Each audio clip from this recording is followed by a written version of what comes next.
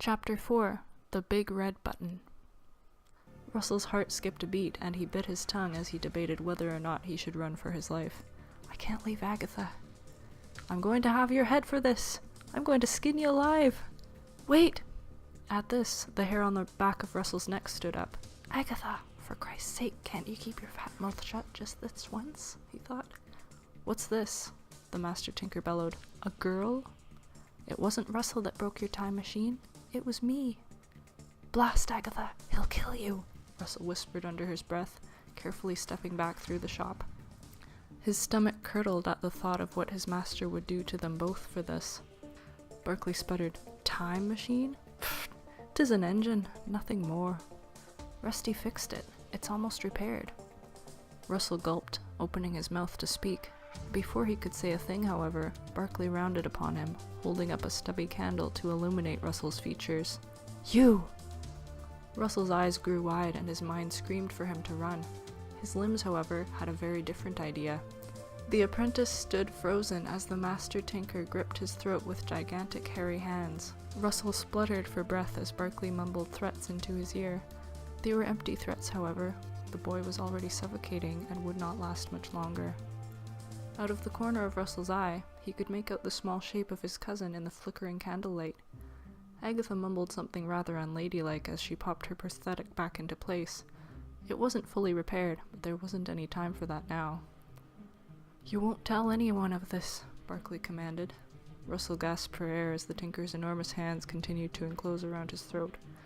Berkeley squeezed the life from Russell's body in rapid, terrible pulsations. The innocent sound of his cousin's voice reached his ears. Rusty, get in the time machine! Get out, girl, or I will kill you! The Tinker's words were cut short as something hit him from behind. Berkeley howled and whipped around to face his assailant, allowing Russell's limp body to sink to the floor. Lances of pain shot up the boy's spine as he landed on some rather sharp tools that his master had left unguarded. A stream of curses flooded from the Master Tinker's mouth as he grabbed Agatha's collar. Rusty! She called out. Russell gritted his teeth and got to his feet, careful not to trip on the trimmings and trappings strewn across the blackened floor of the shop. Before he could run to Agatha's aid, however, the Tinker began yowling in pain and clutching his groin. His head thunked against the table on its way down, and Russell harbored a small hope that he'd been knocked unconscious. Agatha stood over the Master Tinker, eyeing her prosthetic arm with admiration. Iron fists are the best, she thought to herself. See, Rusty? What if I hadn't been here? The girl didn't seem to notice or care that her dress was torn beyond repair and her goggles, Berkeley's goggles, had fallen askew on her dimpled face. She was no longer smiling. Russell couldn't remember a time when Agatha wasn't smiling. Get to the time machine, Rusty, she ordered, and her voice shook with pain and fear. Before he gets up. Russell couldn't reply. He gulped and sputtered as he struggled to regain his voice and breathe normally again. How close had he been to death? The boy stepped carefully over the fallen Tinker and eyed his face. He was dazed, but not completely out of it. His lips began to quiver, and Russell swore he could hear the Tinker utter his name. Russell, you're a dead man. Agatha, run for the door, the young apprentice cried out weakly. His voice cracked and he rubbed at his neck where those enormous hands had nearly squeezed the life from him. Rusty, get in, Agatha said, looking her cousin in the eye. Get in the machine, she said through her teeth. Trust me, I'm bloody serious. Russell narrowed his eyes. When have you ever been serious? He croaked, but approached the vehicle warily. Agatha hoisted up her skirts and pulled her goggles onto her grease-stained face, shooting her cousin a quick grin. It works, was all she said in response. What works? What the hell works, Ag? She laughed, begging for Russell to join her. A groan from Berkeley sealed the deal. Russell stared wide-eyed at the Tinker. He lay motionless, but clearly not unconscious. If he catches us, He can't catch us if we're not here. Blast, Agatha, Russell shouted, swinging himself onto the seat beside his cousin. Agatha was already madly turning dials and toggles on the contraption's dashboard. This isn't a joke. Goggles? Check. Helmet? Agatha reached down and withdrew a watermelon-sized metal object, which she then plunked unceremoniously into her cousin's lap. Check. You need that more than I do. You got a big head. Russell gaped at her but pulled on the helmet, fastening the straps. They were dead anyway.